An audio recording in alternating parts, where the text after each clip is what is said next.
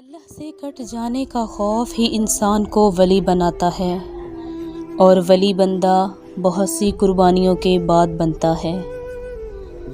جب مطلب نہ ہو تو لوگ بولنا تو دور، دیکھنا بھی پسند نہیں کرتے۔ دنیا میں موجود تمام فضول کاموں کو ترک کر دو، ذخیرہ اندوزی سے بچو، اور اس طرح کے کھیلوں میں دلچسپی نہ لو۔ اپنے دل کو نفرت سے پاک کر لو، کیونکہ نفرت ایک بیماری ہے۔ غربت میں انسان کے وہ عیب بھی نظر آتے ہیں جو ان میں موجود نہیں ہوتے، اور امیری میں ان کے وہ عیب بھی چھپ جاتے ہیں جو ان میں موجود ہوتے ہیں۔ جس طرح سکے کے دو رخ ہوتے ہیں، اسی طرح انسان کے بھی دو رخ ہوتے ہیں، اندر سے کچھ اور باہر سے کچھ اور۔ جب ہم اکیلے ہوتے ہیں تو لوگ ہماری قدر نہیں کرتے۔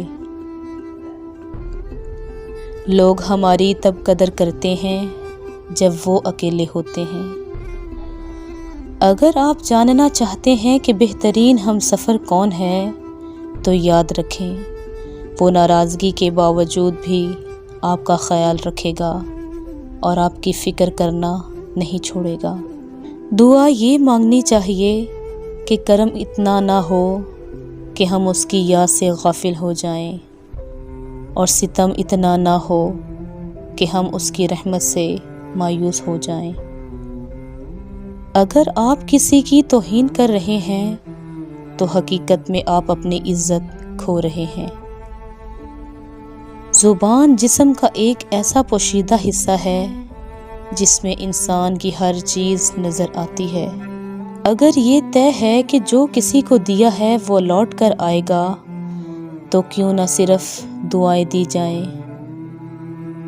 جب اپنے اعتبار توڑتے ہیں، پھر اکیلا اعتبار ہی نہیں ٹوٹتا، ہم خود بھی ٹوٹ جاتے ہیں۔